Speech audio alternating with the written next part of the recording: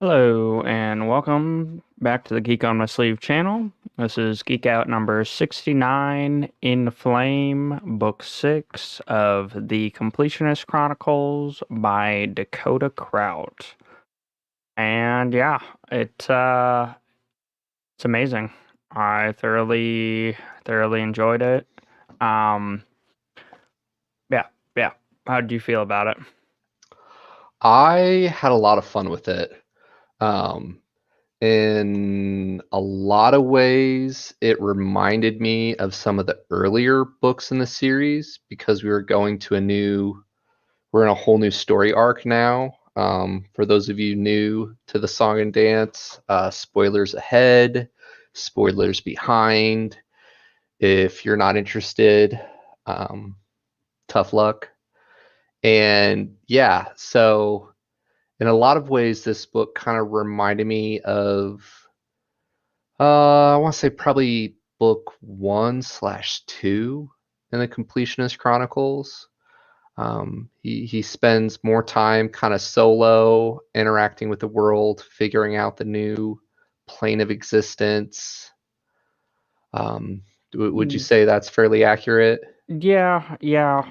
I People know I'm a big fan of The Land by Alaron Kong. It kind of felt like a book 8 there, where he already has quite a bit of powers, or he's already powerful, but he gets to a new zone and he just got a new class, and it pretty much negates everything that he knew and could do prior.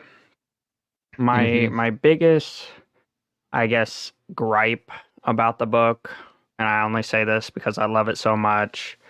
There's a moment, and I guess he touches on it, which is nice, and it leaves open a very easy side quest or, back book, which he did for Rexus.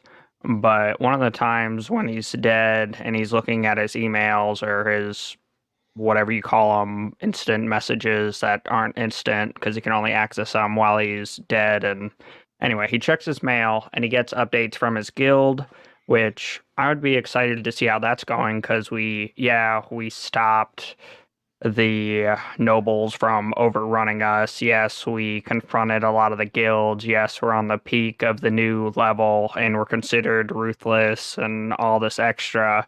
But I would have enjoyed, you know, some basic snippets or updates from his guild side. I would have enjoyed more of the mother's side, updates from Yeah. his ritualists. And I thought that would have been a cool element if there was some random, Vaughan Furfur or whatever the stupid flame thrower they had from the prior book, some new innovative ritualist thing that could have saved his bacon moving forward, some ingenuity from someone else that he helped him out. I Anyway, so this is very much a Joe book, and it was good. It's just that one element I wish was fleshed out a little bit more. As well as, all right, well, go ahead. I was about to say, and I want to do a bit of housekeeping stuff before we get too far into discussion. Um, but one of the reasons I really enjoy this series, and we've talked about the different aspects and kind of flavors of lit RPG that we enjoy. For me, one of the things that I'm really coming to enjoy about the Completionist Chronicles is the team mechanics and the guild and the larger scale pieces there. And we knew this was going to be more of a Joe book just at the ending of book 5. Um, Yeah, but it also hinted at Jackson felt like he was close, and and then we get we just glimpses of got Bard's Jackson. favor, who is Mhm. really Hans, and so Yes. he should be on his Yes. way to his third or second, Yes. third tier, second tier. Anyway, words. Yes. And then I guess he's probably waiting, pulling a Hans and waiting for his Chicky Poo to get her act together because she doesn't really have anyone who's been on the path to explain it to him. I really want to get into that. But before we go too far, bit of housekeeping real life stuff as much as we try not to play there. If there is one person who is worse, more bad, not as good as um, at keeping up with commercial holidays than I am, it is my sibling, my brother. So happy belated sibling day, April Oh, 10th. So yeah, yeah. Happy belated sibling day, my sibling. I appreciate you. Before we go too much more into Geek Out number 69, Inflame, um, keep it PG, but we did not plan that right there. Tee hee hee. Um, yeah, we that was typically, pretty comical. yeah, That one liner about him spreading fire from his codpiece. yes, yes. Um, we typically really try to dive deep on this book, the Geek Out that we're getting ready for. I know I listened to it probably 4 or 5 times before we got on to this, but I saw on the Discord, you managed to get a couple other books in. I listened to a couple other books this week. So, in the spirit of Geek on My Sleeve and Sibling Day, what are some other books you got to this week before we go back into Inflame? So I actually got to Bibliomancer, which I probably should have gotten to it prior, but I didn't realize it was the same guys as in book, was that 5? Yes, And I didn't yeah, realize that either, but or well, you get it that took other. me until one of the abilities where I was like, wait a minute, Mm-hmm. so it makes sense. Yes, yes. It started to piece together for me too, probably about 2/3 of the way through. And we need to get a video out of reading order for the Divine Dungeon and the Completionist Chronicles after we get to the other side series of Or our I Sunshine think and Love, to kind of piece together what yeah, I order guess you that's the should only read one we what. didn't do because And I we think they just did dropped book 7 now. publication order for all of Divine Dungeon and Completionist Chronicles, but then we didn't. We were a little late on picking up Sunshine and Love Mage. Pillow, yeah, sunshine, pillows, and love. What else do you need? Trying to think So what you, else I listened to. you got another lit RPG series in there too. You got Bibliomancer. Oh, What was it? Viridian's Gate. Am yeah, I quoting that Viridian right? Gate, the guy who does the one for next week for us, it is Viridian Gate, and he also does Rogue Dungeon. It's And James Hunter, right? yeah, and Does I'm that a sound little right? confused between the pen names because one of them I think says, or no, for those two, they both say James A. Hunter. So it's the Mm-hmm. same person. But then for Bibliomancer, the co-author is James Hunter. So there's no A. So was it to make it fit? Is it the same guy? I need to do more research. Anyway, Common names. I enjoyed the Viridian Gate because it's yet again just a very unique flavor. And honestly, it's Sword Art Online, the anime, is very much a solo player book. Log Horizon, another amazing anime that you guys should check out, I rank that higher than is SAO. Just saying. is a guild world development oriented anime. And With that being master said, of the evil glass flash. I gotta get my he camera does angle. get the Shing. shing, yeah. Doesn't get as many dramatic whip offs, but anyway, that is kind of how Completionist Chronicles versus Viridian Gate feels to me. Completionist Chronicles, Okay. as much as it's group guild esque, it's very much SAO or single oriented, even though Mm, everybody's been ported into the world and now we have all of humanity here. Viridian Gate, without saying too much, same thing, apocalyptic, everybody's getting shoved into the world. So it goes from that aspect, but it really pulls more at your heartstrings for being a good person and combating the evil overlord, so to speak. Okay. Quick shout out for that more so. If you have the Amazon or Audible thing, I forget what tier you have to be, but it is included with the subscription for the first three books, and that's where I picked them Yes. up. Yes. So it's okay, no hard feelings. You can click some buttons. So I've gotten through the first three, and I'm thoroughly enjoying it. And that's one thing James A. Hunter does well, which is exciting, is in our next one, Rogue Dungeon. Try to keep this brief. It takes him from a separate fantasy world, things go wrong, ends up in a lit RPG, and then Viridian Gate takes all of humanity or what of humanity survives and throws them into Viridian Gate. Nice. Yep. Nice. I'll have to push that up my queue. But it sounds like that means you got through, gosh, not just Inflame, but at least 4 other books there this week. Yeah. Yeah. I very much needed a distraction from Yeah. reality. Um, yeah. So, I think I probably got through another 4 books in addition to Inflame as well. I have not done Viridian Gate yet, though. Another guy in our Discord was really talking it up well and said to check it out. I'll be brief, but I listened to The God King's Legacy by Verley, and it sounds like it was a Patreon project. First of all, it is not suitable for children, God King's Legacy.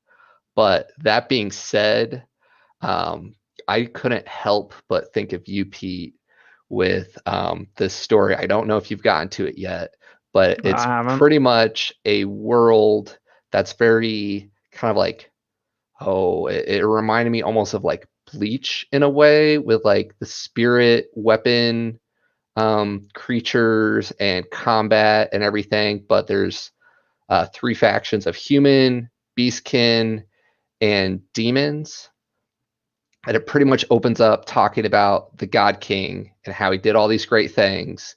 And then we switch to the point of view of his sword that basically says, yeah, all those legends are complete BS. Like, destroyed a dragon in a single, swipe.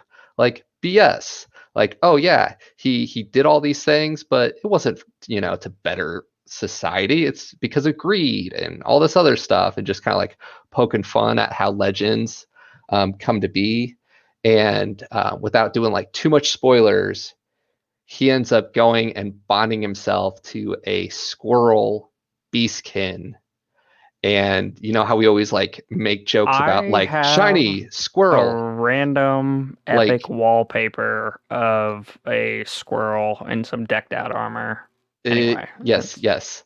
So the main character is this ADHD squirrel, and we switch through these perspectives where, like, like we'll follow one character and like do all this stuff, and then like we'll go to her perspective, and like you'll hear just like the first, you know, 5 seconds of the conversation, and then you just like follow her train of thought into like all these other things and whatnot, and then like she comes back to, and she's like, oh no, they're looking at me like expecting something. I wasn't paying attention, ooh shiny, like, yeah, uh-huh, uh-huh. And it's just like so many laugh out loud moments as listening to this. I had to go spend credits on the next 2 books. But anyway, happy belated sibling day to you all. Thank you for geeking out with us on Geek Out number 69, Inflame by Dakota Krout. And cycling back to it, uh, yeah, like we get so much more lore in this book, and tying it all together, I'm really looking forward to when later in the series, like it all just kind of blends together, right? Because we have our I need to go Hans. back, and it's with the noble King Henry and King or Queen Marie, I want to say, when she explains the backstory of how when they're brought to this world, they could only or they only wanted to fight, so a Mhm. higher power and blah blah blah blah blah. But then it also goes on and it says something like or when he first spawns into the world about the newly human kingdom and he's like, I don't know why that's still part of the title, it's been over 200 years, but then there's obviously been more time between it, which was probably Cal suspending them and then doing stuff to recreate the worlds. But I Yeah, brief they got. understanding I remember is two factions go at it, one wins, that one can go join another two, which it seems like now that we've gotten to that point that they can then split and choose either Elven or Dwarven. But for the dwarves and for the elves, they have essentially a RTS version or real-time strategy where I guess kind of King of the Hill esque, where you can take over. And I was a little disappointed we didn't get to see more of that, but yeah, Yeah. Did you manage to listen to Dakota Krout's Inflame stream that I shot your no, way? I didn't check it out. Yeah. So he answered a number of our questions that you and I were talking about initially as we were preparing for this. A couple of your earlier comments made me think of it. So one of those being um, we called out the fact that all the books up until now have been leading with an R, Oh yeah. right? So we had, what was it? Excuse me, Ritualist, Regicide, Rexus, Raves, Ruthless, and we were pretty sure that he would keep with those trends. Um, but the Ritualist does what? Magic circles? You're thinking too hard. Rituals. Oh, So he said in his stream that each story arc is going to move a letter. So, sorry, you disappeared. I still hear you fine though. my cable for my camera is doing weird things. So anyway, so we're in a new zone. So we go from I to or from R to I, and he Oh yeah, I remember said, now. You said it's gonna spell out ritual, mm-hmm. except So for very exclamation-y and dramatic like with like five R's, couple I's. he wanted to be able to take the box sets and say, and the ritual is complete for the series and spell it out. Okay. So Completionist makes sense. yeah, so knowing our puns, um, that's what he said there. Gosh, my camera keeps beeping in my ears and not making up its mind if it's going to behave or not. Are you using your old one or your new one? I think it's more of my cable that's the problem because I have to have the data transfer grade, and so I only got so many data transfer grades, USB-C to USB. Anyway, so that answered that, and one of the things he was talking about during that section was that each story arc is going to be 3 or 5 um, per arc.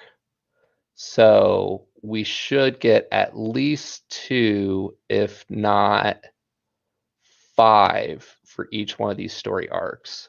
So that means now at the end of the book, he has everything set up. Um, Yeah. so Yeah, we we got potential to, and that was another thing that kind of irked me. So, like, we had an opportunity when he was dead and dealing with his messages to get more for what's going on with the guild and how they're progressing. And Mm-hmm. after stomping the competition, whether they're going to be able to continue to advance or if they're running into more hurdles that are stagnating them.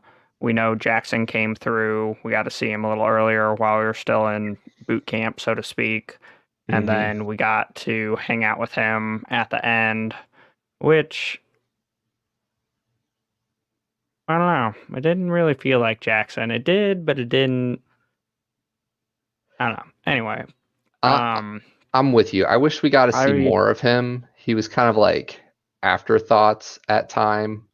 yeah, he'll be Um, a critical component, I'm sure, in the future or in the next ones. And it sounds like he's trying to get transferred to his section. And since he's a noble, I'm sure it'll be no problem, as well mhm. as we, critically succeeded or were critically successful for the Jake the Alchemist um, Yes. Yes. quest line that we had, which is going to be a good and a bad thing because we don't know what extraordinary league of villains he has backing him that could have taken him out, but now they're going to be on our side Mhm. theoretically. Mhm. Um, yeah, Yeah. Other couple things he brought up. You made a comment about Rexus. And I'm trying to think back to when we initially talked about the book. Like I think we even kind of fell into the camp. After listening to it a couple times, like I enjoyed Rexus a lot, the side quest, but he kind of hinted in his stream that as much as he enjoys doing the side quest, he's probably not going to do any more before the main story arc is complete. that Um, makes sense. and he, Dakota, That's his strength is not really fleshing out, but progression. hmm hmm So he does well completing things, but not fleshing it uh, out. You don't need all the details. would you call him a completionist? We're working on it. Um, yeah. So he said that, and for ritual, RIT. Oh my goodness, my camera. You don't get one. You're done. I'm done with my camera. It keeps going bleepity bleep bleep bleep in my ear. So for ritual, it'd be like RITUAL.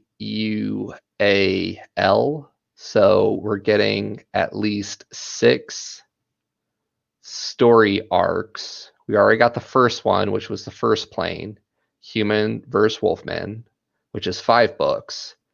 And then if he does at least a minimum of 3 per arc, we're looking at a 20-book series. So cycling back, I'm with you. I hope we get more of the actual base to base combat. We did technically get 2 in this book because we Yeah, recaptured a or major well, fort. yeah. It was quick. We didn't really get a whole lot in there. And then when we went back to take over Grandma's inflamed ankle or whatever, We I got a got major one. yeah, I had a real kick out of when Joe respawned there, and the third princess comes up to him and he's like, Uncle Tatum wants you to, use what you have in front of you, et cetera, et cetera. And he's like so um like involved in his own thoughts and everything he has going off, like rushing to go like get help and everything. And he's like, hey, I'm going to use you as a sounding board, you know, here's this, here's that, et cetera, et cetera. Just like, I don't think that's what he means. And just like as an afterthought, he's like, oh wait, you're actually a princess. So Let me um tell you about all this. yeah, and there's a bunch of elves over in, da da da da da, and what's funny is part of the reason why she wants to become a the priestess Priestess. so bad is because like the first one is the ruler, the second one's in charge of all the military, and then she's now the head priestess, and she pretty much then supersedes the older two and is like, to war. And then I just got a huge chuckle out of their war chant. SpongeBob war Oh cry. yeah. So I don't know if people who read the physical copy could tell. Maybe if you understand. Oh, I can't even think of what it is. It's like a certain style of poem where it only has so many words in each stanza and blah blah blah. Anyway, the yeah, you could definitely tell through the Luke audible version that Luke it was Daniels a is amazing. And yeah. yeah, like I was just chuckling the whole time. I wish we grabbed that quote so we could play that. But yeah, they pretty much do the whole SpongeBob SquarePants opening theme song, and then the answer is, instead of SpongeBob SquarePants, it's war crimes, war crimes. It was Um, nicely done. yeah, yeah, very nicely done, and yeah, too So too another funny. thing Go ahead. that kind of irked me is I felt like the power scaling wasn't accurate because yes, he struggled initially to even stand, but there's still a great power gap where he was barely at his second or his third threshold because first one's 10, then it's 50, then 100, then 150 was the cap for 4, Mm-hmm. but he didn't have anything in the fourth. Mm-hmm. And I figure if that's everybody's baseline and they've already died and came back several times and have higher stats where everything's above 150, I get it. He got modifiers where he could take his intelligence and modify it for his stats. But I don't know. I felt like the power scaling, we needed a training montage. Yeah, I think part of the answer to that was he can raise his characteristics without it being directly correlated to his levels. And like we spent the first prologue slash, I want to say like first two chapters where he struggled to even breathe. But then we did the time hop through the first month where he constantly was training like his I guess that's true. We constitution did we did and the get a strength. training montage. So, and he was able to get the minimum of 2 a day, and then we had our whey protein shake Yeah, puns additional in there. stats. So, like, you think theoretically he could have gotten another 60 to 120, depending on if he could double it or whatnot. And Okay, towards the okay, I end, guess that makes more sense. But yeah, yeah. And towards the end, like, his mentor, and one of the lines when he's the busy, golem, yeah, yeah, while he's busy, kind of poking fun at him, he's like, so how long did it take you to go from like big brain to well-rounded, you know? or balanced body. Yeah, yeah. Um, and that's where he had the golem that could supposedly wear his flesh, and all that fun stuff. So I Yeah, yeah.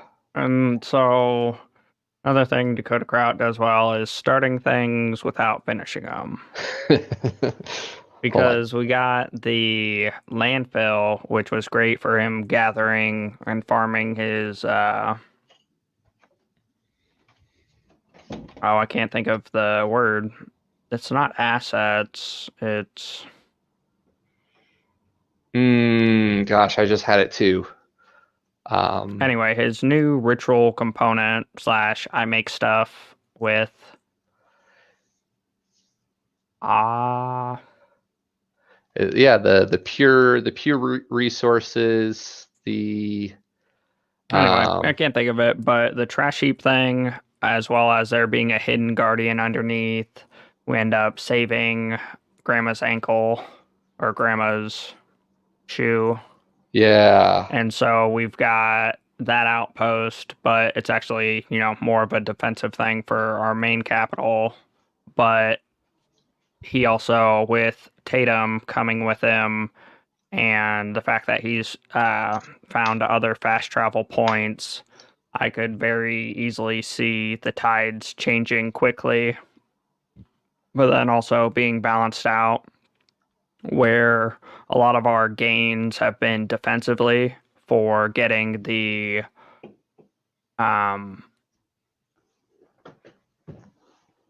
thank you GG for 69th Geek Out. Yeah. Yeah.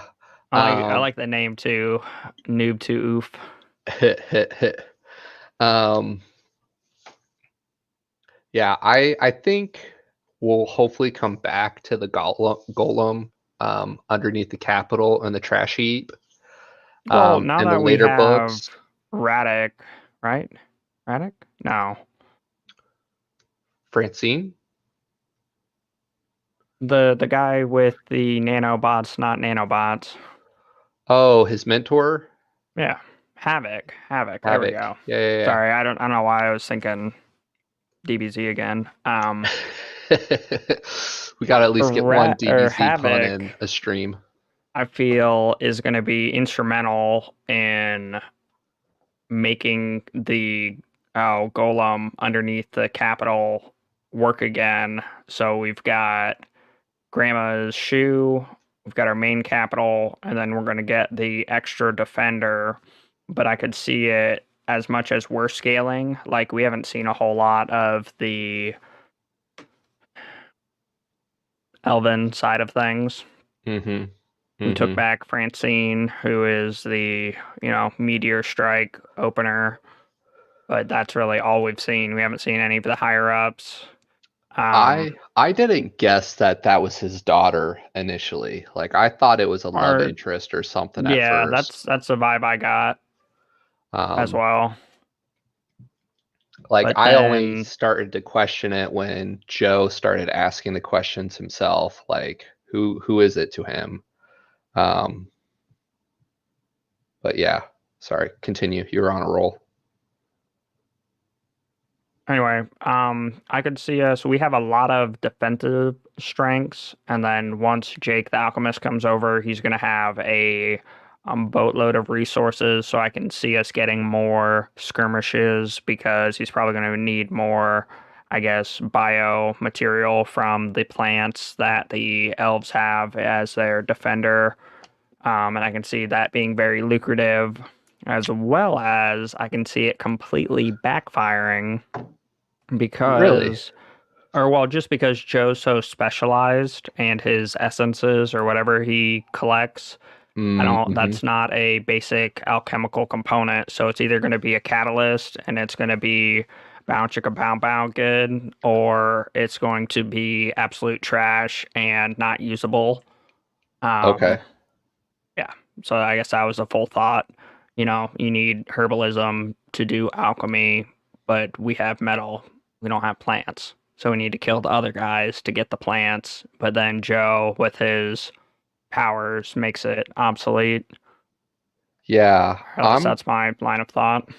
I'm cautiously optimistic that by the time we get to the next book, um, if he really is going to stick to the 3 to 5 book arc, um, things are going to have to scale pretty quickly, right? Because we really didn't make any real progress in this war in book 1. The first major Mm, 4, they retook it, well, the meaning only progress I think we made is because they had to, the Elven, whatever, big brain circle of people, um, they had theocracy. to dedicate a lot of resources to get the I'm a Christmas tree, pretty Christmas tree up and running. Sorry, I'm just butchering names, but you know what I'm talking about. Yeah. And so, because we know they had to dedicate additional resources, as well as one of their nobles slash yeah, we took power from them, got power for us. Um, New, exciting, motivating factors between getting the alchemy and the potions up and going. Mm-hmm. Um, yeah, Yeah. hopefully Joe gets a chance to figure out or perfect some more of his rituals. Now that he's done rituals, hopefully he gets to see. I was a little disappointed he didn't get to see, the grand ritual hall because, like, Right. I think Well, that's going to be his next thing. He might get a training ritual montage in the grand ritual hall, which is just going to speed up everything. yeah, that's kind of where I was going with it. Now that he's completed his, noble, quest line, et cetera, has his own base, has his own place where he can go be, how do you describe it, some creep who hangs out in dark corners and thinks and talks to himself or whatever. Um, Now that he has that set up and Jackson there, I wonder if that will allow him to then go and see the ritual hall and have access to more knowledge and potential there. And then one of the big bottlenecks that Havoc points out is the fact that they have only one alchemist. So now that he has this, what was it, like epic or master level or, some like crazy high. Legendary, or yeah, Yeah, as the yeah. main asset. hmm So they'll be able to crank out their production there like none other, which will really help everything out. And in addition to that, Oh once you get his yeah. whole guys coming in, um, Or yeah, that's right with this. White Thatch. I believe mhm. I said that correctly. Don't forget he has a ritual that can translocate all the guild building. So, okay, okay. Maybe we don't get to see the dwarfs building, but he can literally bring all the buildings from County McTownface. Although I don't know how well they're gonna fare. I guess the volcano isn't like active. It's being siphoned into our epic um Right, alchemy thing. So right, yeah, I right. guess that's good catch there. That is a big power bump. My only concern or qualm is the Bifrost. So he can bring all the buildings, and when the town hall magically upgraded, it kicked everybody out. So I don't know if we can transport people with it and bypass the Bifrost mechanic, I doubt it. or if we're gonna have people, you know, left behind. I don't know. Anyway, interesting elements. Another big power gain there. More and more people should be catching up right now. Like the reason why we saw Jackson at the front lines with him is because Jackson was like right on his heels and actually further along progression line than Joe. Joe Yeah, just used the Guildmaster cheat to kind of like take advantage of stuff, and we got to see that blowback in the beginning as he literally um got like lost level after level after level. yeah. Okay, Um, so only the buildings. yeah. Thank you Th- for confirmation. Thanks, White Thatch. Um, so, and then the officer candidacy track or whatnot was supposed to be approximately 6 months. So I don't know if we quite got there, or if So he might have Joe. a little bit of leniency. Yeah, yeah. Oh, and that was probably my favorite line. Okay, so the whole theme of the book is success is its own reward, which I would hmm like to talk about more, and I'll try not to get super ranty, but at the end when Havoc, or no,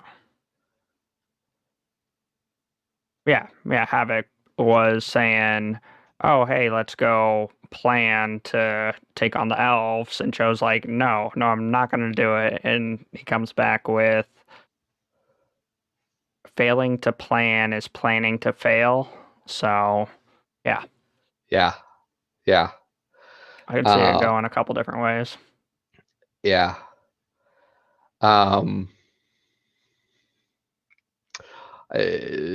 kind of a little side comment, but I really got a kick out of the fact that in a lot of ways, dwarves and elves are polar opposites when you think about fantasy, right? Just in their traditional sense, but here how like we pretty much had in those, we got a lot of international friends, but we're based out of the U.S. and we're uh, born and raised like for the most part in central U.S. and we have the elves that are like East Coast with their Boston accents, and then we kind of have the dwarves, which are almost like West Coast, like Surfer Boy, like Bro, and every party group had like at least one dudette and everything, just like easy going, chill montage versus like the snooty, uptighty elves and everything. Like it was just kind of a really I funny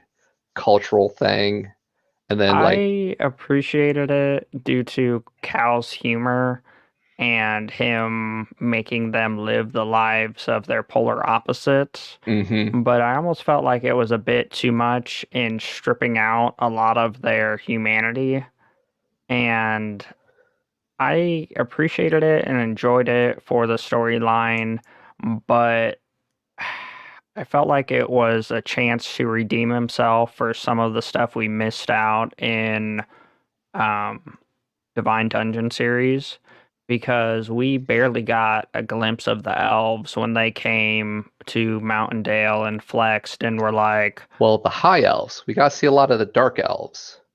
but yeah, and that's a separate story. But even then, um, yeah, like I felt like it could have been a way to see more of it, as well as we didn't get to see Evan again, the dwarf or whatever.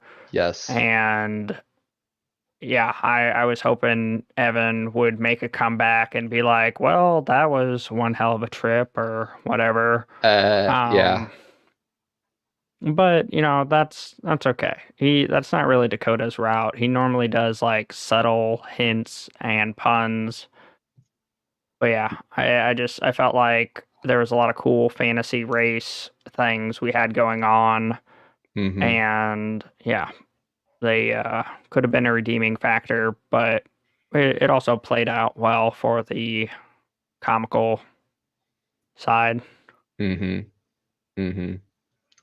I got a kick out of it, especially when Joe started resorting to or using the Bro, Vermont. surfo lingo. Yeah, talking to Uncle Tatum, like thanks deity bro or whatever. He's like, oh my goodness. Um, that's one of the things that I wish we got more of in this book. The fact that we officially got Uncle Tatum back, Yeah, yeah, that was aka a big the one. Master. Like I missed him. So like even when he was there, he could have like prayed in the church or whatever when he had the time to reach out to Uncle Tatum. But he Yeah, we didn't. could have. Like he could have had his interaction with him. Um, yeah. Remember, Eternium has a mind control going on. Joe used his mental resistance to resist the bro stuff. Yeah, throughout the training, and that was a big part for getting through the mental manipulations of the elves. Mm-hmm. And so I guess we still, and that's another unique factor that I'm really enjoying throughout the series. And I talked a bit about it for some of the others, and it comes out in Rexus quite a bit, but um, in the very beginning in Ritualist, people who have a negative modifier struggle to do things. So why warriors with low intellect think, rocks are enemies kind of deal. And then, we got to see it in this book for the chick who likes her mall walking and had no perception. So she walks in a straight line until she runs into something. And so, yeah, that's a big part for the effect. But then on top of that, you've got like the multipliers and the intent behind it, where the warriors who use or gain constitution from being hit get a bigger modifier or multiplier versus people who train it for, going through the steps an hour a day and just getting the stats. Yeah. And so I think that also plays into the intent and effects. So the Oh, plus, lesson, plus we got a big hint that Elon Musk, or sorry, President Musk, is still alive and has already gotten into this section. Haven't found him. Curious to see what grand events or things he ends up pulling out of his back pocket. I'm waiting for that full story to come to fruition. Like Dakota's had a while to really work on this like master overarching story arc, and I mean, like we know Cal from Divine Dungeon, right? And we know Yeah. his deals, right? The way that he barters and like what's in it for me, and he's now had potentially thousands of years to deal with this stuff, and even more subjectively inside his own little space. So what kind of deals happened between him and the president prior Well, to but all this that's going down, and what kind of like buffs and stuff does he get for coming into the world? You know what I I mean? think I would I would say no. I would say Really? the end of Divine Dungeon, spoilers ahead, when Dungeon Eternium and Cal interact and Eternium pretty much reads his whole mind and knows everything. So why would I give you anything? Because I already know everything, and this is my soul space, so I have full control. But the unique aspect of the trials, and I'm a little surprised that Joe was the first one to complete all of the trials. I would have thought that, okay, maybe there was a deal struck, but I figure, Uh, okay, yeah, there definitely was a deal struck because the fact that all those cores were protected and got out to so many people, and so many people ended up in his space. So Elon made sure that they got out, and then Cal made sure that he got set up. Okay, I guess yeah, there could have been something yeah. I'm really because I interested and figured he could have waiting just to held see. out and gotten everything anyway because he knows everything that he knows. Hmm. Because now he's and that's one thing. So I wonder. Sorry, I'm all over the place. I wonder if the administrator that we get to see when Havoc is screaming at the sky, um, if that's Danny, and I how something actually goes mm, in Joe's favor, which gives him, the startle because he's in the middle of his stealth mission. But I'm pretty sure it's Danny because he actually gets it in his favor. it could be Danny. I think that's probably more likely, but Or it could be Sunshine and Love Mage after their deal, because we it haven't seen that happen. But I guess I need to actually finish his side story to figure out what's going on. it could be, or it could also be potentially President Musk again, because like Eh, he is the owner of the company that made the game, quote unquote, and all the yeah, other but technology that he got from Cal. after Cal started releasing giant Kraken world destroying monsters to scare He everybody into Dungeon Eternium. I'm pretty Did sure did he release he's them getting his though, power back. or Yes, were that's where he they ended up. or were they just like held in check in the deep dark? Where Cal was kept in check, and as like everything else conveniently started getting released. Okay. Um, Or the other thing, uh, White Thatch says, I think Eternium, the Dungeon Core, is the admin based on the new Artorium book. we need to get So we need to get that that on. was something that we know based on the tree. Thank you. Based on the tree and how Dungeon Eternium came over, I believe we could have gotten other or additional cores. It wasn't talked about, but the end of the Divine Dungeon series, essentially, he's going to destroy the world because he's going to suck all the mana out because he's going to open all the mana channels and funnel it back to him. Well, that means they're connected. So if there's another dungeon core with a tree and they realize what's going on, they may be able to communicate and connect into it. So I'm Mm, curious if there's other cores yes, as well yes, as what's Grace up to. yes. Because she was And developing and progressing pretty quick those last couple Divine Dungeon books, and now we have a whole freaking world to play with. yeah, and then one thing I was excited about slash disappointed about was so Divine Dungeon, they have the core and then the fractals and then the enhanced cultivation techniques and the OG of them all is the wisp or will of the wisp when Cal changes his pattern to that, and we kind of talk about it a little bit with the mana channels, but then Joe goes and breaks everything and essentially becomes the pillow mage. Not really, but where it's all loose and it's not so much channeled. But yeah, it's its own thing. Everything is broken, but yeah, We wouldn't have it any other way. yep, Yeah. Um, yeah. This book for me flew by pretty quick. Like all in all, when I stop and I think about it, we did do a lot and we did go through like several different areas.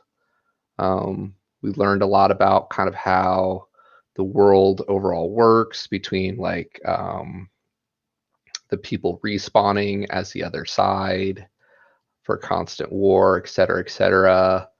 Um, how like um, the progression between the different planes, the lore. Um, got to see both sides there because like Joe infiltrated the elf side, and kind of see a little bit about how they work and their structure, as well as the dwarves picking the dwarven side, um, and just everything there. But at the same time, this book just flew by for me. I think it's shy of 12 hours all in all. yeah, Um, yeah. It I think it's pretty consistent with the rest of his books, but yeah, it's I think we say that just about every time. His books are a little shorter, but he does a lot with them. mhm, And yeah, there's a lot of build up for progression for the hidden defender in the trash heap, for mhm, all that Joe can do there. For we know that the mages aren't restricted, so we could possibly get people coming over there. We fulfilled Jake the Alchemist's quest. Jackson's now going to be joining our party. We have the potential to bring buildings over. We have the potential to see the Grand Ritual Hall that the mhm, dwarves have. We have, the potential to find more fast travel points, as well as pretty much all of the dwarves are now a part of Tatum. So he's going to jump leaps and Mm, bounds, as well as potential for them to join Tomalus, who yeah. reverted back to, not the Tom that we know and love, but the arrogant Tom. Um, I don't What do think you think about the hidden race and so. Cleocatra? Yeah, I think he messed up because it was pretty much like, oh yeah, have a grand feast by the time she arrives. Didn't have that. Clearly opened it right in front of her. And yeah, yeah. So that didn't work out very well. Then he goes and gets kidnapped, or not kidnapped, but can't respawn, jailed. hmm And yeah. So I guess that's another unique element where as powerful as Joe is, we can't do as much because the rituals can be broken very easily. He's Plus I enjoyed the way he kind of tied it in where I remember Cal or not Cal, Joe trying to set up the oh, what is it called? It's like Predator's territory around the guild hall and him looking for hmm paint or whatever and picking up the chalk from the kid. So I but they doubt it was planned weren't like that, kids. but they weren't kids. And it's unique because does that mean they're free to go between all the different planes? Mm. Because no other race has been there and been in both. And the fact that there's two instead of three, also at the very beginning, sorry, sidestep, at the very beginning, when Joe's like, hey, I'm not going to choose either of you. And if something happened, everybody would just start spawning in a dungeon. I think that would almost be better. Like, I Right. can't wait until that happens. Uh, yeah, yeah. Um, yeah, I'm interested to see what else happens with the hidden race of the Neanderthals, I think is what they're called, quote Yeah. unquote. Um, so that should be interesting. Um, Oh, that's a good one. White Thatch. What about the fight that could be between Spriggan and Madame Chandra now that there are two nature deities? So mm, that honestly, I'm sorry. I know we saved Sir Barrington's deity and hopefully she got some power and she's not gonna die off, but I think Madame Chandra is with the elves. hmm So Because we I had that think, error message, right? Quote unquote, when it started to yeah, tell yeah. us. Yeah. So I think that could help us power up, but Madame Chandra and Tatum, aka the Master, have history and they totally had a thing for each other. Oh yeah. So, um, I see the Spriggan helping us out in combating Chandra, but Chandra's gonna stomp Miss Spriggan's face in. But then we are going to get Chandra because the master, aka Tatum's, gonna be like bow chicka bow bow. And then yeah, we're gonna win. uh, yeah. Oh, there's still so many other characters from the Divine Dungeon series that we haven't figured out yet, which I think will be interesting. Well, and they seriously need to do a massive overhaul in regards to how Bard and the fact Mm-hmm. that he at the end of the trials got his axe. Like they need to incorporate some riffs and some power Uh, chord and like he got that buff off of a strum when he still has so much more potential for like an actual song.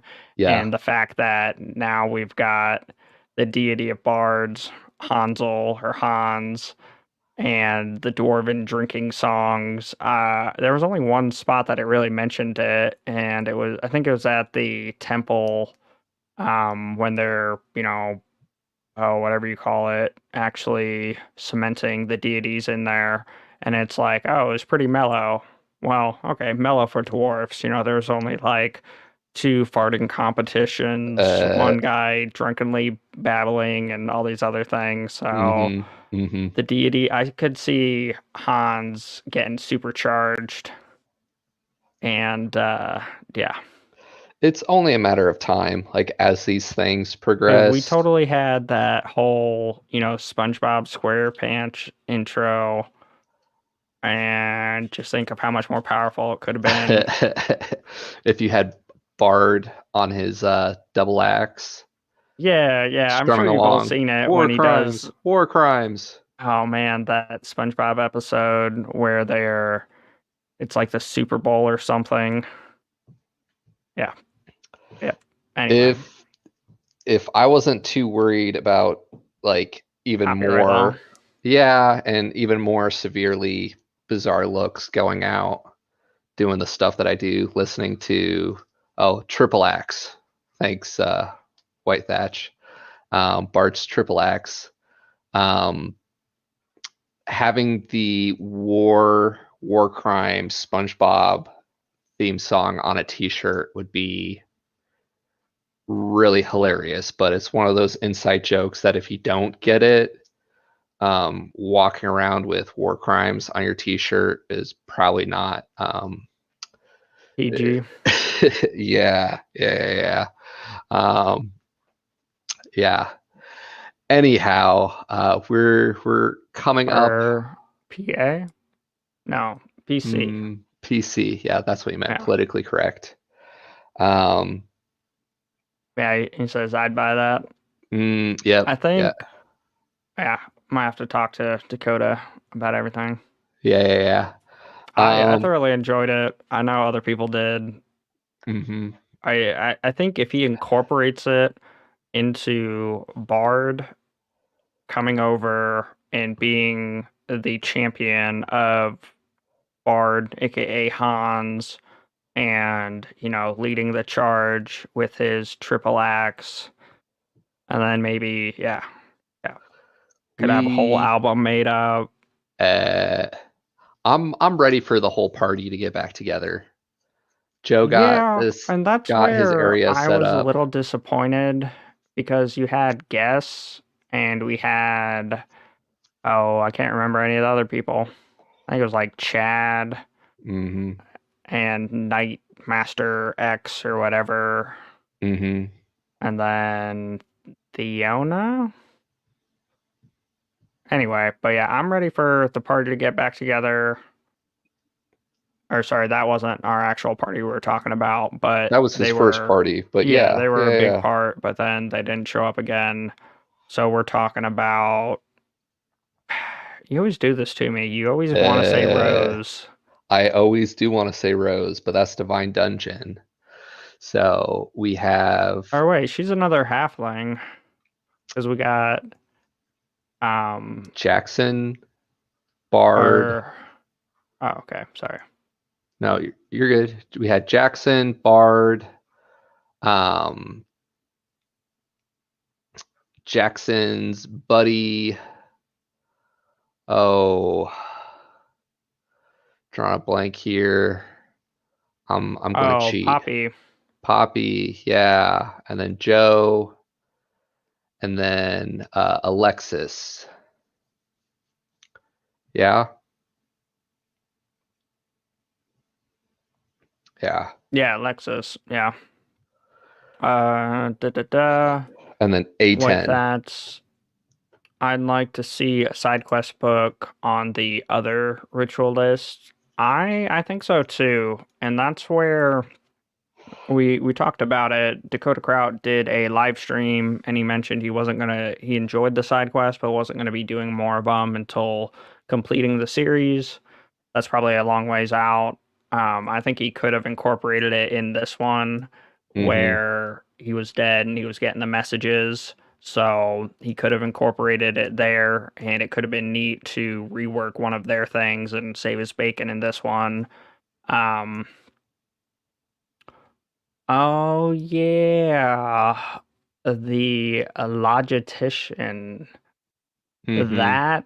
Oh, yeah, like that right Our there. pocket snakes. Yeah, yes. That could actually seriously help us build up our infrastructure even more. Not that we really need to, but Jess. yeah, Jess. Jess and her pocket snakes. Yes, she is going to be critical. And that, yeah, yeah. I'm curious how all that works for Joe getting paid for his stuff because he's not with the guild, but he's setting up a new guild thing, and she took over all the administrative things. Mm-hmm. But yeah, she could definitely help for mapping things out and infiltrating. Yeah, yep. As well as Sam and his whole posse. Yes, spoilers, they're working for the Wolfmen, but now that we know people don't die, and in number two, they just change between the races until one of them wins. And then I believe they all become that race, or When probably when they die. So the shattered race, once they die off, then they become the other race, which makes you wonder. well, but there's a lot of stuff he doesn't say because when Poppy has that whole thing in with oh, the wolf shaman lady that Jackson hits it off with, Was it Baba? Something Baba? or Obaba. Mm-hmm. Anyway, she talks about how the young are essentially kept in the safe place like Poppy's child is. And Mm-hmm. then we know in this arc in season two that they don't die because they've got a soul contract with Cal. So yeah, it's kind of all a game, not a game, gamey game. Um, could the Wolfmen make it over the Bifrost? I don't know. I would think that they could, just because it it's kind of like how to unlock the next link, because the big thing was to take out their leader. And yeah, I gotta go back. I want to say it's book three where they actually complete that and save King Henry, and open up the Bifrost. But there's no like things for them to capture like in the second arc to bring them back, but there obviously still are Wolfmen, as well as we know they can't actually die. And they're actually the ones who are still currently the only ones practicing ritual magic.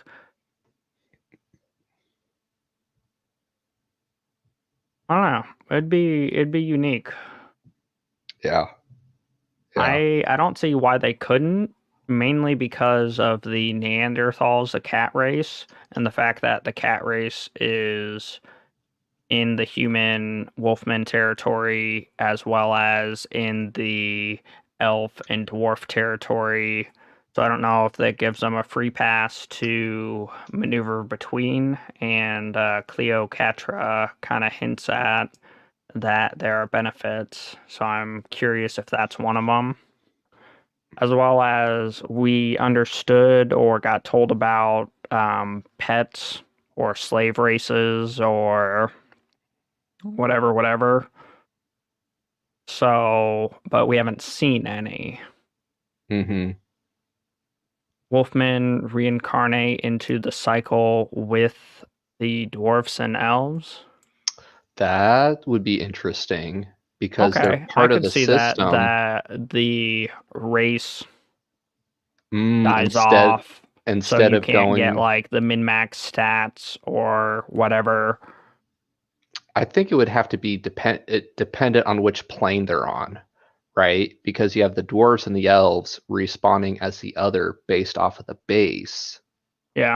but the humans stay where they are because they're humans, or at least the actual humans, not the NPCs, Well, because we but automatically joined.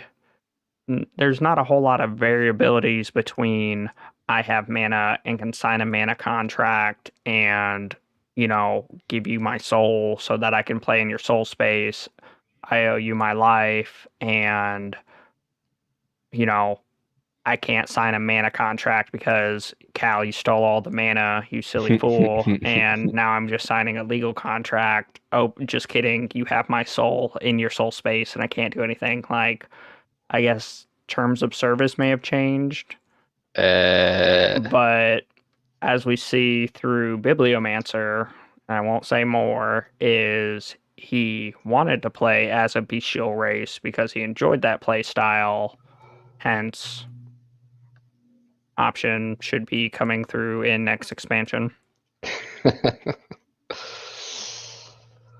to find out more, I think before the next Completionist Chronicles book comes out, we need to get through the Pillow Sunshine and Mage, Love.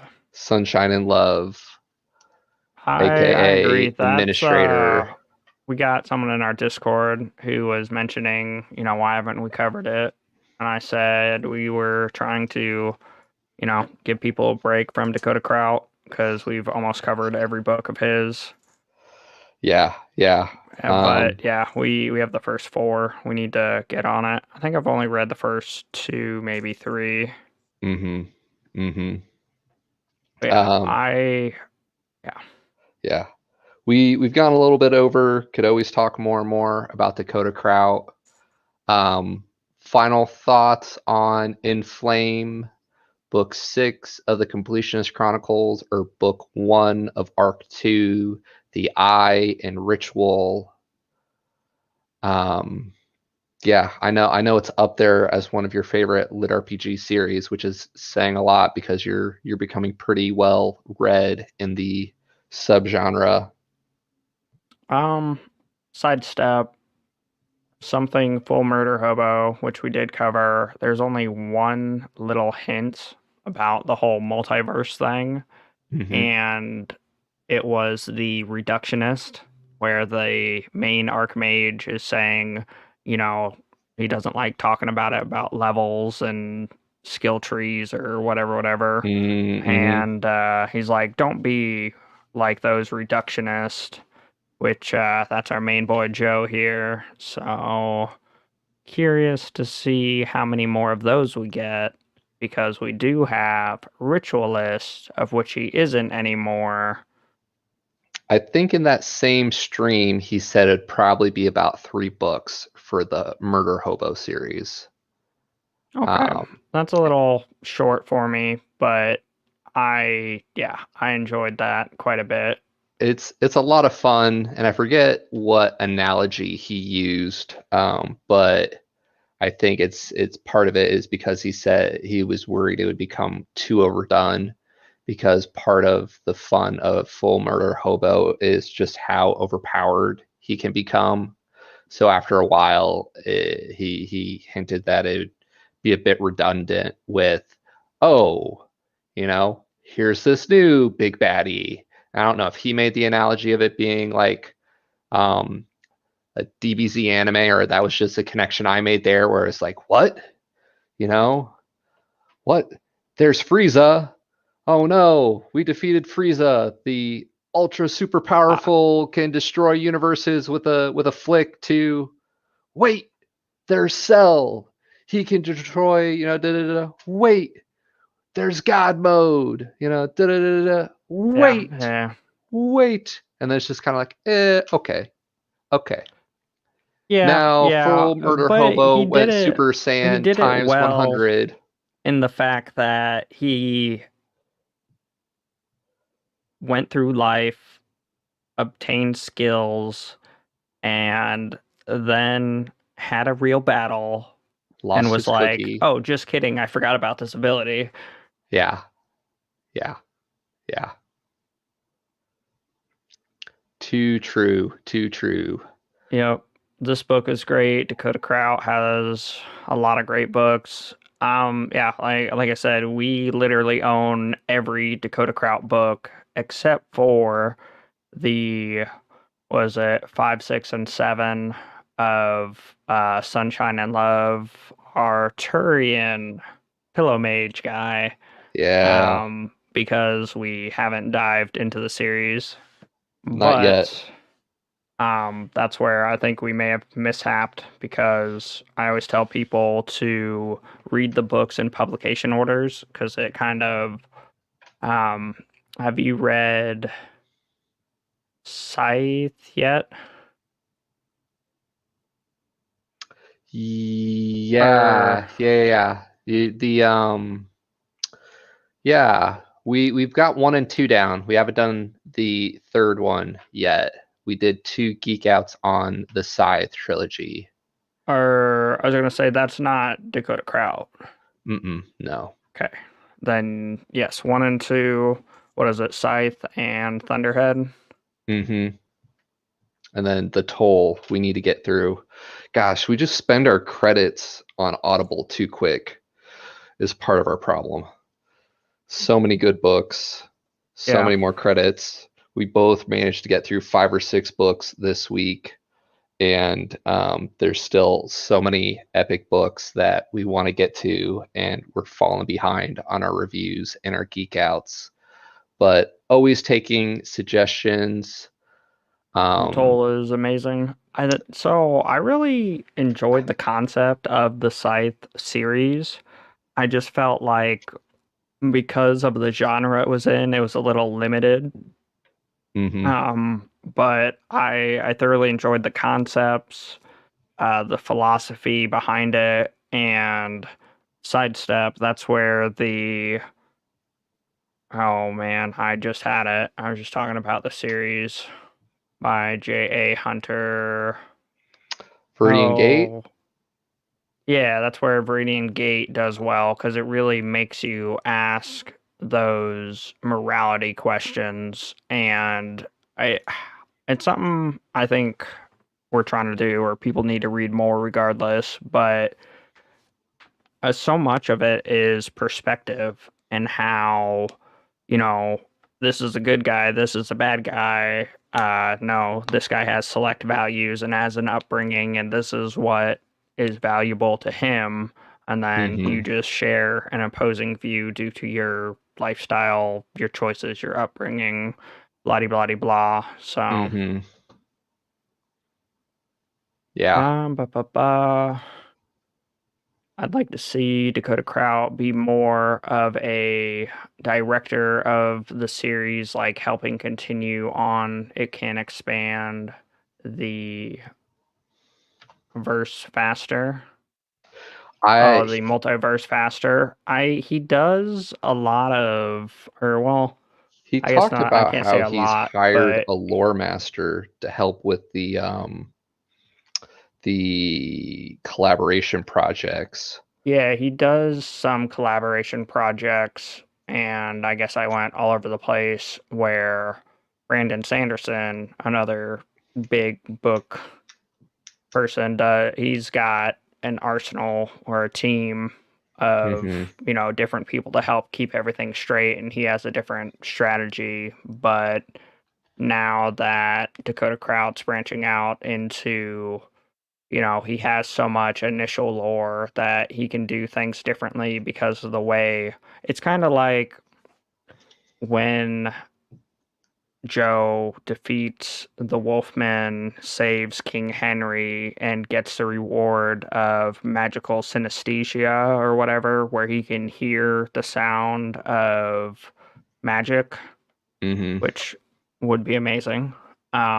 And that's his cover up slash that's why, or that's what makes it make sense for his Audible side because he changed narrators. And so you hear it differently because Joe hears it differently, aka the main character. And that was just something that I thoroughly enjoyed. But yeah, more collaboration events and tying things together. Yeah.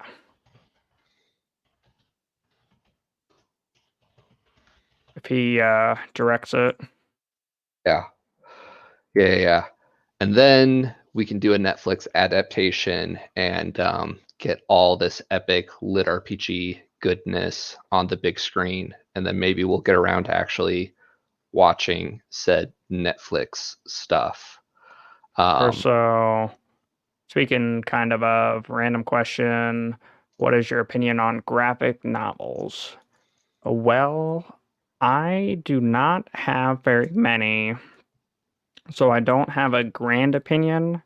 I am a audio snob or audiobook snob because I need to create a video called Audio Anywhere.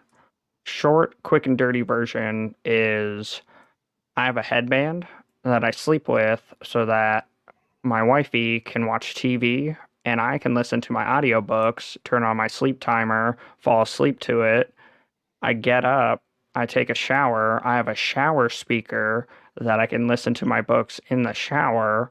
I get out of the shower, I get in my car, I Bluetooth my phone to my car so I can listen to it. And then, sorry, not sorry, I have earplugs that are headphones that I can listen while doing other stuff. So audiobooks just work for me so much better. Um, yeah, I don't have a whole lot of experience with graphic novels. I read my fair share and I love them, and we both are big anime fans. But the real thing behind Peter's story is that is actually how he manages to tap into the multiverse and live his lit RPG fantasy, is where he just gets into that meditative trance with his Or just going to headband. autopilot IRL. Yep, Wow. yep. He Yeah. he he puts he puts his he cues his tasks in the real world and then projects himself into the multiverse where he then trains under Joe and all these other lit RPG individuals. That way, when he gets into that meditative state as he goes to sleep, he can port into another world and live out his lit RPG fantasies. Yeah, Um, the shower speaker, I would say it really messes with the sound quality. And I'm not an audio snob by any means, you're totally an audio snob. but And there's a and you're saying variance. the People the say that 3x we doesn't break mess the with it? books because we listen to it at 2 to 3 times speed. But for, I guess, if you were, example, listening to music, it's a lot different on a shower speaker, mainly because you have the background ambient noise of the shower as well as the enclosed space with hard surfaces for reflection and bouncing, as well as typically the components are built differently and have kind of more of a muffled feel or vibe to it because it has to be water resistant. So it's a tool, it's a means to an end. I've also, before my shower speaker, I would take one of those solo cups and I would place it directly over my speaker on my phone so that it amplifies it that way. But yeah. That's some back house kitchen tricks right there, or throwing it in a pan to get those noises. Yeah, have it Um, reflect up. I find the 2 to 3x ends up breaking, distorting reality, where all of a sudden, after I've been like listening to it for so long, and then I come back to reality, it's just like, why is everything so slow? Yeah, I get a Like little there, triggered when things don't have a speed control. yeah. Facebook, get it together. I will not watch stuff on your platform because you do not have speed options. I don't have time to 1x you. Dang it. With that being said, we appreciate everyone that watches us in 1x real time instead of waiting to come back and 2x us later. Yeah. Um, but yeah. We appreciate you guys showing up to hanging out with us live and chatting with us. Um, Uh, Also, wanted to let you guys know what you are the reason I got into lit RPGs. Yes, first one converted. yes. It's so bought over almost 100. Oof, got some competition right there. Yeah, we need to add Um, up. yeah, we have a lot, but a lot of them are like entrepreneurial or fantasy. Um, but yeah, that's exciting. I'm glad you're enjoying the lit RPG space as much as I am. Yeah. And I always say like people who don't like video games just haven't found the right video game yet because there's literally a game for everything, much like lit RPGs. If you don't like lit RPGs, you haven't found the right one because yeah, there's a version of it out there for everybody, for solo, for creatives, for guild, for fantasy inside of fantasy. There's stuff out there for everybody. Speaking of, after the stream, we got one of our booktube buddies challenging us to find a lit RPG book for him. So I'm like, I'm going to talk to Pete about that because he keeps going on rants. And then sure enough, same day I'm talking to him about it on Discord, here you go. There's a lit RPG book for everybody. Yeah, So you just throw gotta throw your find the challenges rhythm. at Pete. I mean, it's just like, you know, animes. They have everything. You want to shoot eye beams. You want to have your slice of life, otaku, uh, teacher moments. You want to, you yeah, know, yeah, yeah. have your harem, at just about anything's. Can I get it all? Can I get it all? All right. Speaking of ADD squirrels, what is Geek Out number 70? Number 70 is going to be James A. Hunter and Eden Hudson, authors of Rogue Dungeon, narrated by our boy Nick Podell, who does several others. This one is kind of like what I was saying. There's a book for everybody. Short version without spoilers. This one is very unique in the fact that the main character comes from a fantasy realm or fantasy world that has magic. We get a little bit of time there, and then something goes horribly wrong.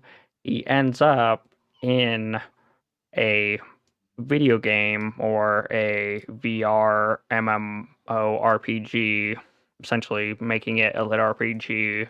So it's very unique in that aspect, and then it kind of like melds them. So yeah, I thoroughly enjoyed the variables in it. I always like to see how people get transported into the world because, that's typically what sets them apart is how they come over and what the benefits are because of it.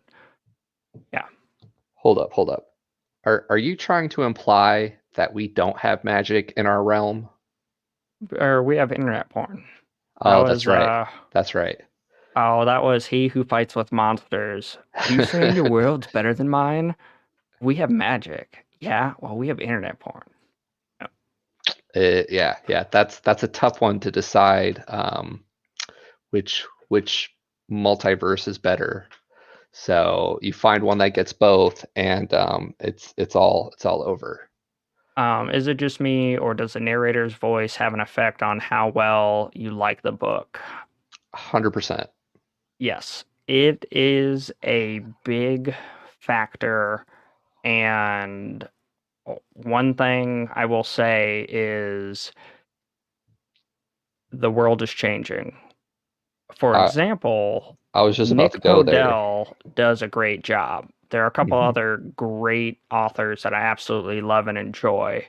But if we're talking like Legendary Gear or The Next Level, anything, especially their newer stuff with Sound Booth Theater, is on another level because they essentially have a full cast.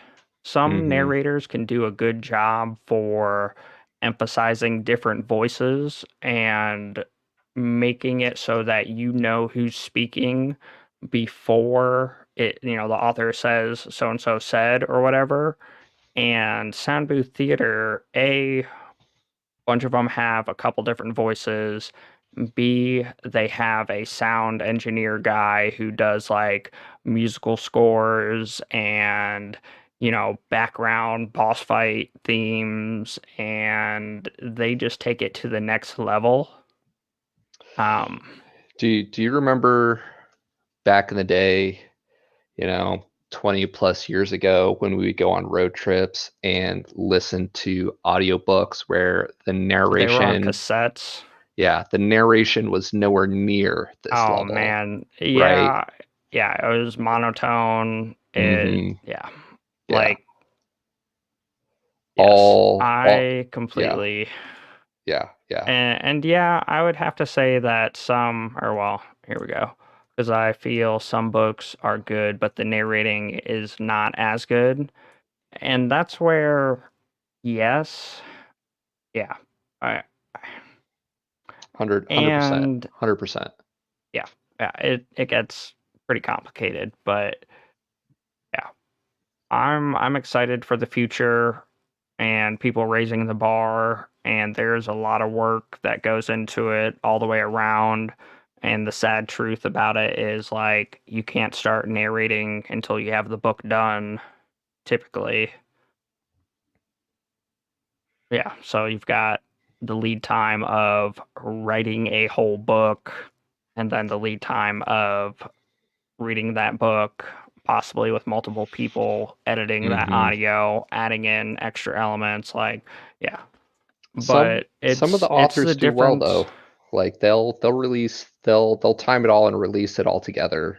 Um, that way we don't have to sit around and dodge spoilers on the internet waiting for the audiobook to drop.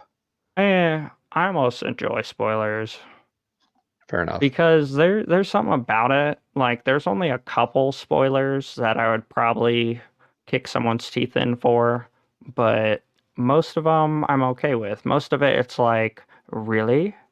But there's a difference between catching a 5-minute snippet of somebody explaining it versus being in the author's world and experiencing it through their eyes and for yourself. Like, you almost can't do it justice. So that's Yeah. just me. Yep. Yep. Yep. Well, with AI text to speech in any voice you want, two will be moot soon. That is a very good point, and that also wraps into my how I get everything done. Um, Google has an alarm clock, and I switched it to some British chick, and I have her say sweet nothings to me in the morning, and how, this is your task for the day, and this is the next thing going on. But on that note, that is one of the qualifications for getting your book on Audible, at least. It has to be a real speaker. But You're I, saying your sweet nothing is not a real speaker?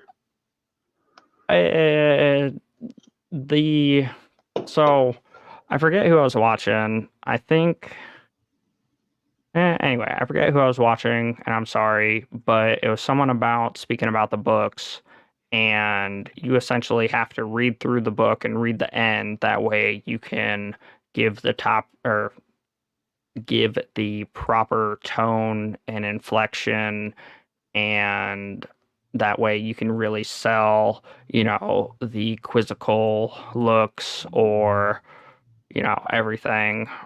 And that's where I'm sure there's a way to code it and to do extra, kind of like when notating, if you double space it, the space in between is so you can hand it to whoever to proofread. That way they have the space to edit it. Well, what if you could add flavor text? Hmm. Mm. So what if you could have the story and then you could add Can I have flavor text? cinnamon That way you text? could be like, you know, with an angry Mm. tone or Could in have their dad fried chicken voice text. or whatever, other than the AI. Anyway, technology is amazing. What I'm really waiting for is the AR. or augmented reality. That way I can have like mini shows of narrated audiobooks in full form playing in my HUD while I tune out slash auto task reality. Yeah, yeah. And on that note, we are going to go power level our perception to balance out our power walking stats. That way we don't just run into walls from now until next week. What do we geek out over the Rogue Dungeon, LitRPG by James A. Hunter and Eden Hudson. We hope to see you guys same place, same time, 5 p.m. Eastern Standard Time. Keep an eye out for new updates. We got some other potential streams and shows and collaborations with some of our buddies on the horizons. We are going to be potentially doing a geek out over on our buddy Chaz's channel over at Bobaverse Book 2. Not a lit RPG, but one of our favorite hard sci-fi series. And then later this month, we're going to have a couple other guys come hang out here to work on Oh, yeah, I didn't Hyperion have Book that up. 2. You're good. So yeah, just keep an eye on our socials and hope we catch you guys over on our Discord where we keep on chatting about all this good stuff. Yep. So yeah, did I miss Hope anything? to geek out with you guys next week. Bye. Bye.